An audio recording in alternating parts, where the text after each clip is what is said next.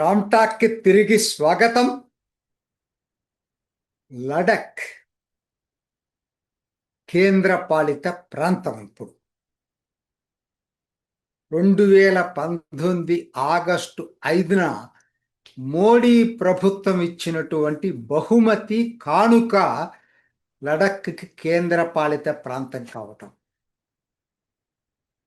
నిజం చెప్పాలంటే అసలు లడక్ గురించి ఒక్కసారి కొంత క్లుప్తంగా తెలుసుకోవడానికి ప్రయత్నం చేద్దాం. ఎందుకనంటే లడక్ ఏ రోజు కూడా ఏ రోజున అన్ను ఇటీవల కాలంలో వాళ్ళకున్నటువంటి దుగ్ధల్లా ఏంటంటే వాళ్ళ సంస్కృతి వేరు, వాళ్ళ భాష వేరు, వాళ్ళ టోటల్ యునిక్ కల్చర్ అది. అటువంటి లడఖ్ని వాళ్ళు దాదాపుగా అంటే 180 సంవత్సరాల నుంచి వాళ్ళు ఫీల్ అవుతుంది ఏంటంటే మేము పరాధీనంలో ఉన్నాం. అవును, మీకు ఆశ్చర్యం కలిగించవచ్చు. 1846లో అమృత్సర్ ఒప్పందం ద్వారా డోగ్రా మహారాజు జమ్మూ కాశ్మీర్ కిందకి లడక్ వెళ్ళింది. అప్పటిదాకా ఇప్పుడున్న టిబెట్లో ఇది అంతా కలిసి ఉండేది. కానీ ఏ రోజు వీళ్ళు ఏంటంటే ఎక్కడికక్కడ స్వయం పాలన, వాళ్ళ గ్రామాల్లో ఏదైనా సరే వాళ్ళే నిర్ణయించుకునేవాళ్ళు. ఎవ్రీథింగ్, పచ్చిక మైదానాలు ఎక్కడ, పశువులు ఎట్లా వెళ్ళాలి, ఏదన్నా వివాదాలు వస్తే పరిష్కారం దగ్గర నుంచి ఎవరితో సంబంధం లేదు. వాళ్ళ భూభాగంలోనే వాళ్ళ పరిష్కారాలు దొరికాయి. అటువంటిది జమ్మూ కాశ్మీర్లో భాగమైన తర్వాత లడక్ మొత్తాన్ని కలిపి ఒక జిల్లా చేశారు. వజారత్ అన్నారు, లడక్ వజారత్. రెవెన్యూ జిల్లా అనుకోండి లడక్కి. దాంట్లో ఒక 3 తహసీళ్ళు ఉండే, తహసీల్దార్ ఆఫీసులు అనుకోండి. లేవ్ ఒకటి, కార్గిల్ ఒకటి, స్కర్దు ఒకటి, ఈ 3 ఉండే సబ్ డివిజన్స్ అనుకోండి వీటిని. సో వీటికి మళ్ళీ పాలన ఎవరు చేసేవాళ్ళు? పాలన లడక్ వాసులు కాదు, డోగ్రా మహారాజు ఏజెంట్లు అక్కడి నుంచి అవుట్ సైడ్ నుంచి వచ్చి చేసేవాళ్ళు. అంటే మరి బ్రిటిష్ వాళ్ళు ఎట్లా చేశారు, వాళ్ళ దృష్టిలో ఏంటంటే వీళ్ళు కూడా పరాధీన కింద ఉన్నట్టే లెక్క. ఆ రోజు మొదలైనటువంటి వీళ్ళ పరాధీన పాలన ఇప్పటి వరకు కొనసాగింది. ఏ దేశం ఇటు పక్కన పెట్టండి, వాళ్ళ వాళ్ళ వాళ్ళకున్నటువంటి భావన చెప్తున్నా నేను. 1846 తర్వాత మరి దాదాపుగా 100 సంవత్సరాల తర్వాత స్వాతంత్రం వచ్చింది. కోర్స్ 100 సంవత్సరాలు అంటే ఆగస్టులో వాళ్ళకి రాకపోయినా అక్టోబర్ 26వ తారీఖు వచ్చింది. మహారాజు ఇన్స్ట్రుమెంట్ ఆఫ్ యాక్సెషన్ సంతకం చేసిన రోజు. వచ్చిన తర్వాత వాళ్ళు ఏమనుకున్నారు, వాళ్ళకేమన్నా దొరికిందా? ఏమి లేదు, మళ్ళీ తిరిగి అక్కడి నుంచి మారింది ఏంటి, శ్రీనగర పాలన కిందకు వచ్చింది. వాళ్ళేమన్నా డోగ్రా మహారాజు కన్నా బెటర్గా వీళ్ళని ట్రీట్ చేశారంటే లేదు. అది వాళ్ళకున్నటువంటి భావన. అప్పటి నుంచి ఆందోళన చేస్తూనే ఉన్నారండి వాళ్ళు. మమ్మల్ని స్వతంత్రంగా ఉంచండి, జమ్మూ కాశ్మీర్లో కలపొద్దు అని చెప్పి స్వాతంత్రం వచ్చిన తర్వాత మీరు కూడా మమ్మల్ని జమ్మూ కాశ్మీర్లో ఎందుకు కలిసి ఉంచుతున్నారని చెప్పి అప్పటి నుంచి ఆందోళన చేస్తూనే ఉన్నారు. కాకపోతే ఏమైపోయింది, 26 అక్టోబరు స్వాతంత్రం, 26 అక్టోబర్కి స్వాతంత్రం వస్తే ఆ స్వాతంత్రం వచ్చిన తర్వాత అంతర్యుద్ధం జరిగింది. 2-3 సంవత్సరాలు, 49 మళ్ళా సీజ్ ఫైర్ అగ్రిమెంట్ జరిగేదాకా ఈ అంతర్యుద్ధం నడిచింది. సో దీంట్లో వచ్చిన మార్పు ఏంటి, అప్పటిదాకా కలిసి ఉన్నటువంటి స్కర్దు విడిపోయింది, పాకిస్తాన్ అధీనంలోకి వెళ్ళింది. స్కర్దుతో పాటు మిగతా బాల్తిస్తాన్ ప్రాంతం అదంతా పాకిస్తాన్ అధీనంలోకి వెళ్ళింది.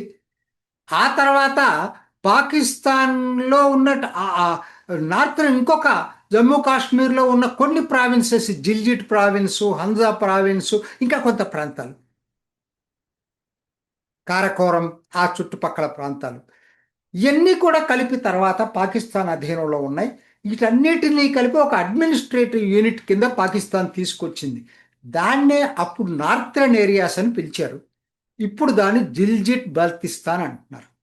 అది దాని కథ. అంటే జిల్జిట్ బాల్తిస్తాన్లో చాలా భాగం ఈ లడఖ్లో ఉన్నటువంటి భాగమే. సరే భారత్లో పరిస్థితి ఏంటి?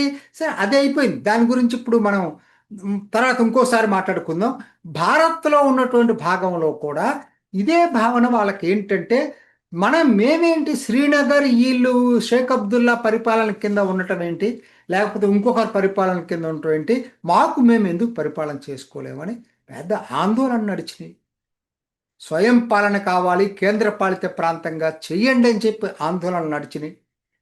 దీంట్లో భాగంగా ఏం చేసిందంటే ప్రభుత్వం అటువైపు వాళ్ళని కన్విన్స్ చేయాలి. జమ్మూ కాశ్మీర్ వాళ్ళకి వ్యతిరేకంగా వీళ్ళు మాట్లాడరు కదా, కేంద్రంలో ఉన్న వాళ్ళు, అప్పటి కేంద్ర ప్రభుత్వం. సో అక్కడ వాళ్ళని ఎక్కడా కూడా మళ్ళా వాళ్ళకి కించపరచకూడదు, వాళ్ళకి సున్నితమైన మనస్సులు వాళ్ళని మళ్ళీ దెబ్బతీయకూడదు అని చెప్పి అక్కడే ఉంచి 2 జిల్లాలు చేశారు. వీళ్ళు సాటిస్ఫై అవుతారని. ఎందుకు అవుతారండి? వాళ్ళు అడుగుతుందో వేరు, జరుగుతుంది వేరు. 1979లో 2 జిల్లాలైంది. 1989లో ఇంకా యాజిటేషన్ ఇట్లానే కంటిన్యూ అయితే చివరికి 2 ఆ జిల్లాల్ని అటానమస్ డిస్ట్రిక్ట్ హిల్ కౌన్సిల్స్గా చేశారు. చేయటమే కాదు, అప్పుడైతే ఒక మంచి నిర్ణయం అది. ఎందుకంటే భూమి, ఉద్యోగాలు, తర్వాత రెవెన్యూ ట్యాక్సులు కలెక్ట్ చేసుకునే అధికారం, సిబ్బంది నియామకం, విద్య, ఆరోగ్యం, సంక్షేమం అన్ని వాటి కిందకి తీసుకొచ్చారు. Very good development. అయినా వాళ్ళకి సాటిస్ఫై కాలేదు. ఎందుకంటే పాలన ఎవరి కింద ఉంది? పాలన జమ్మూ కాశ్మీర్ కింద ఉంది. అదండి దానికి విముక్తి కలిగించినటువంటి రోజు 2019 ఆగస్టు 5. మోడీ ప్రభుత్వం తీసుకున్న అతి పెద్ద చర్యల్లో ఆర్టికల్ 370 రద్దును గురించే మనం మాట్లాడుకుంటున్నాం. లడక్ వాసుల జీవిత కళని సాకారం చేసినటువంటి రోజు 2019 ఆగస్టు 5. కాకపోతే వాళ్ళకి కొత్త ఆందోళన మొదలైంది. దాంతో ఏంటి వాళ్ళ ఆందోళన? కేంద్రం కిందకు వచ్చింది బాగానే ఉంది, జమ్మూ కాశ్మీర్ నుంచి విడిపోయాం, మళ్ళా ఇప్పుడు కేంద్రం ఓ పెద్ద సంస్కరణలు తీసుకొస్తుంది, తీసుకెళ్ళి మళ్ళా కేంద్రం నుంచి ఇతర ప్రాంతాల వాళ్ళందరూ వలస వచ్చి మా భూమిని ఆక్యుపై చేస్తారు, మా సంస్కృతిని దెబ్బతీస్తారు, మేం మైనారిటీలో పడిపోతాం. ఇది వాళ్ళు సొంతగా వచ్చిందా, కొంతమంది క్రియేట్ చేశారా తెలియదు, కానీ ఇది వచ్చింది. జమ్మూ కాశ్మీర్ వాళ్ళు కూడా కొంత కొంత ఈ కుట్రలో భాగం ఉంది, క్రియేట్ చేసిన దాంట్లో. పర్టికులర్గా కార్గిల్ వైపు, తర్వాత లే వాళ్ళు కూడా ఆ ప్రభావంలో పడిపోయారు. మరి ఇది జెన్యున్గా తయారైంది అప్పుడు ఈ గ్రీవెన్స్ అనేది. బయట వాళ్ళు వచ్చి మా లడఖ్ని ఆక్యుపై చేసి ఇక్కడే తిష్ట వేసుకుంటే మా సంస్కృతి దెబ్బతింటది, అసలు మాకు ఇన్నాళ్ళున్నటువంటి ఎన్నో వందల సంవత్సరాల నుంచి కాపాడుకుంటున్న మా సంస్కృతిని మొత్తం పోతుందేమో అనేటటువంటి భయము, ఆందోళన వాళ్ళల్లో కలిగించారు. మరి దీన్ని పోగొట్టాల్సినటువంటి బాధ్యత మోడీ ప్రభుత్వందే కదా. అందుకని 2023లో ఒక హై పవర్ కమిటీ వేసింది. ఈ హై పవర్ కమిటీ ఇప్పటికి 5 సార్లు కలిసింది. ఈ కమిటీ ద్వారా ఇప్పుడు కొన్ని సంస్కరణలు తీసుకొచ్చారు 2025లో. ఏంటి ఆ సంస్కరణలు అంటే, వాళ్ళు చాలా ఒకటి 4 సవరణలు, 4 ఉన్న చట్టాలకి 4 సవరణలు తీసుకొచ్చారు. ఏంటంటే రిజర్వేషన్లు 50% నుంచి 85%కి పెంచారు. చాలామందికి తెలుసో లేదు, లడఖ్లో 80% మంది ఎస్టీలే, మతం ఏదైనా కావచ్చు, షెడ్యూల్డ్ ట్రైబ్స్, వాళ్ళ యూనిక్ కల్చర్. సో అందుకోసం అని చెప్పి 85% రిజర్వేషన్లు పెట్టారు. ఇది కాక 10% ఎకనామిక్ వీకర్ సెక్షన్స్ రిజర్వేషన్ ఉంది, ఈడబ్ల్యూఎస్. అదే కాదు, తర్వాత డొమిసైల్లో చట్టంలో సవరణ తీసుకొచ్చారు. 15 సంవత్సరాలు అక్కడ పర్మనెంట్ నివాసి అయితేనే డొమిసైల్ కింద ట్రీట్ చేస్తాం, లేకపోతే 7 సంవత్సరాలు కంటిన్యూస్గా హైయర్ స్టడీస్ ఏదైనా 9 నుంచి 12 వరకు ఉన్నట్టయితే, ఇట్లా కొన్ని డొమిసైల్ దాంట్లో మార్పులు తీసుకొచ్చారు. అధికార భాషలో సవరణలు తీసుకొచ్చారు.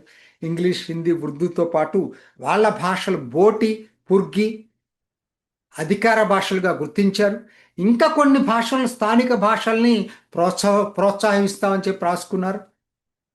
వీటితో పాటు ఈ అటానమస్ హిల్ కౌన్సిల్స్లో మూడింట ఒక వంతు మహిళలకు కూడా రిజర్వేషన్ కల్పించారు. ఈ సంస్కరణలు 2025లో తీసుకొచ్చారు. ఇదొక్కటే కాదండి, మీరు చాలా ఆశ్చర్యపోతున్నారు. ఏంటంటే ఎంత సమూల మార్పులు జరుగుతున్నాయంటే ఈ 2024లో ఇంకొక నిర్ణయం తీసుకున్నారు, డ్రాస్టిక్ స్టెప్. ఎందుకంటే దాని నైసర్గిక స్వరూపం తెలిసిన వాళ్ళు దాని గురించి, ఇప్పుడు ఉదాహరణకి కార్గిల్ అటానమస్ జిల్లా ఉందనుకోండి, కార్గిల్ జిల్లాకి రావాలంటే కొన్ని ప్రాంతాల నుంచి ఆల్మోస్ట్ వాళ్ళకి ఒక రోజు పడుతుంది. అంతటి దూరం, 60,000 చదరపు కిలోమీటర్లు అండి. జనం తక్కువే, 2.5 లక్షలు, 2.75 లక్షల మంది ఉంటారు అక్కడ. కాబట్టి ఏంటి, వాళ్ళకి 2 జిల్లాలు ఏర్పడినా వాళ్ళ సమస్య తీరిపోవట్లేదు. 6 నెలలు, సంవత్సరానికి 6 నెలలు కార్గిల్కి రాలేరు, లేకి రాలేరు. అందుకని ప్రభుత్వం ఏం చేసింది, ఇంకో 5 జిల్లాలు క్రియేట్ చేసింది.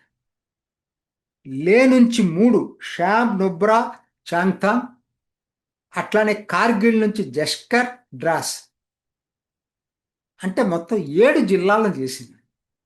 ఇవి అమల్లోకి వచ్చింది ఎప్పుడంటే 2026 ఈ సంవత్సరం ఏప్రిల్లో. ఇంకొక రాడికల్ స్టెప్ తీసుకుంది. ఏప్రిల్లో అవి అమల్లోకి వచ్చిన 7 జిల్లాలు జూలై 13 నుంచి, ఈ నెల జూలై 13 నుంచి ఈ 7 జిల్లాల్ని అటానమస్ హిల్ కౌన్సిల్స్గా మార్చేసింది. చాలా పెద్ద స్టెప్ ఇది. అంటే వాళ్ళకి పూర్తి అధికారాలు ఉంటాయి కదా, నేను ఇందాక చెప్పిన భూమి దగ్గర నుంచి అన్ని 7 జిల్లాలకి అధికారం ఇచ్చేసింది. అన్నిటిని మార్చేసింది హిల్ డెవలప్మెంట్ కౌన్సిల్స్గా.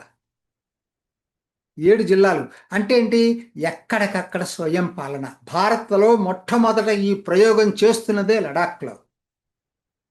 ఏదైతే 1846 ముందు స్వయం పాలనలో లడాక్ ప్రజలు ఉన్నారో, ఇవాళ ప్రభుత్వం ఆ దిశగా అడుగులేసింది.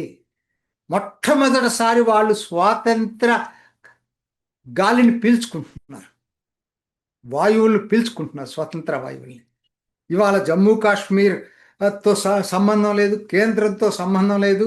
ఏ జిల్లాకు ఆ జిల్లా ప్రతి సంవత్సరంలో, ఎందుకంటే వీళ్ళు తీసుకున్నటువంటి చోటకి ఎప్పుడైనా రావచ్చు.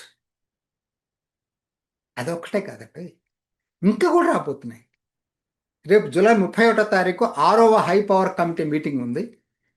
సరే, దాంట్లో జరుగుతుందో లేదో తెలియదు, కానీ మొత్తం మీద ప్రపోజల్ ఏంటంటే ఇప్పుడు మొత్తం యూనియన్ టెరిటరీ కలిపి ఒక అసెంబ్లీ రాబోతుంది, ఒక ఎగ్జిక్యూటివ్ రాబోతున్నారు, కార్యవర్గం రాబోతుంది.